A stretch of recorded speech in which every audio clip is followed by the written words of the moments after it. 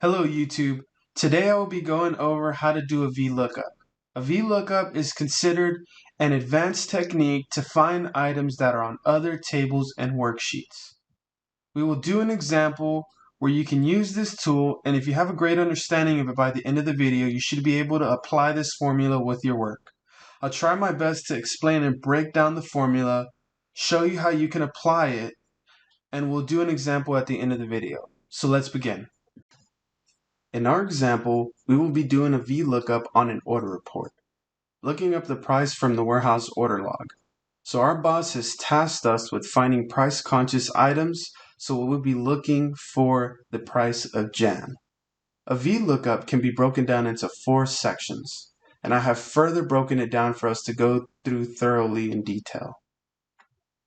A VLOOKUP will start with section 1, which is what do you want to search?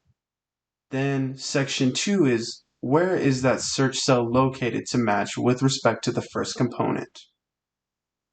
Then the third component is the column number and the range to find the output. And the fourth component is it an approximate or is it an exact match? True for approximate, false for exact. We're always most likely going to go with false. So this final piece is our order report form internal. So this is what our boss gave us and said to enter in the price of jam. And this is the warehouse order log.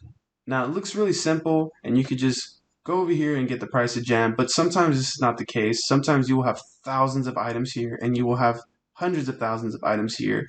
And you want to be able to do a VLOOKUP so you can perform this in a matter of seconds versus manually going, okay, I got the price of jam.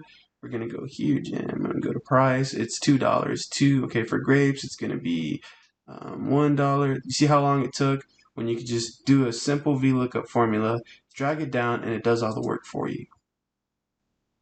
So the first section or component of the VLOOKUP, which is here, the VLOOKUP starts with the value you want to look up or the search for on the other table.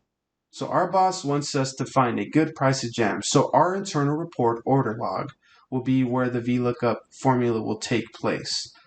So the first component is jam. In Excel, it will be VLOOKUP K5 because that's where jam is at. It's that cell K5. And these are the other components of the VLOOKUP that we're going to go through. The second section is where is that search cell located to match with respect to the first component. In this example, our search cell is in column C, and we want the price, which is in column E. So in Excel, it will be VLOOKUP C to E. So in the third section of the VLOOKUP, it's the column number in that range that contains the output. So a side note here is if you specify F and G as the range, you should count F as the first column and G as the second, and so forth, so forth. In our example, section 2 was C and E, if you remember. This section was C and E.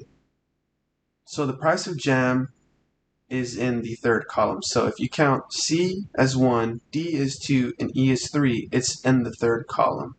So if we were just to mess around and instead of putting 3, we put 2, it will give us actually the quantity because C is 1, D is the quantity is 2, and E is the price is 3. So in Excel, it will be VLOOKUP, and you will just enter 3 as section 3, which just so happens to match. This is coincidence, by the way. So in section 4, if you want an estimated match, you go with true. For an exact match, you go with false. And like I said earlier, 99% of the time, you're just going to go with false. That's what we want. We always want an exact match because we want to be perfect. In Excel, it will be VLOOKUP. Those are the other components, and you're just going to enter false as the fourth component. So a recap is a VLOOKUP can be broken down into 4 sections. This is what the formula will look like when we enter it in all together. So let's go down each section again. So what are you wanting to search for? In our example, we were wanting to search for the price of jam at the warehouse. So we will search for jam from our order report. In the second section, where is that search cell located to match with respect to the first section? From our warehouse report now, jam is found in C, and we want price, that's in column E. So we're going to enter in C to E. The third section, the column number and the range to find the output. Since we want price, we will count the columns. So C is 1, D is 2, E is 3. So we're just going to enter in a 3. And the fourth section is approximate or exact, true or false. We always want exact, so we're just going to enter in false. So now let's do the actual VLOOKUP in Excel so you can see how it works. So here's my order report, and here's the warehouse report. We're going to get the price in our order report, so we're going to start off with entering equals, and then we're going to enter VLOOKUP. We're going to go to K5, remember that. That's the first section, comma. To separate sections, you always want to enter in a comma. We're going to click this C up here, like literally letter C. It's going to highlight the entire column. C, and you're just going to drag it over. Now, we count C as 1, D as 2, and we want the third one, which is E. So we're just going to enter in 3, and then we are going to enter in false also as the fourth section of the VLOOKUP to finalize this formula. We hit enter, and it gave us 2. We can just double check and make sure that this is correct. So we're going to manually come to our warehouse, and we're going to go to price. It was $2. Great, it worked. Let's just drag this down to make sure that it did it for all other items. So we got grapes at $1 and butter at 4. So let's go to our warehouse.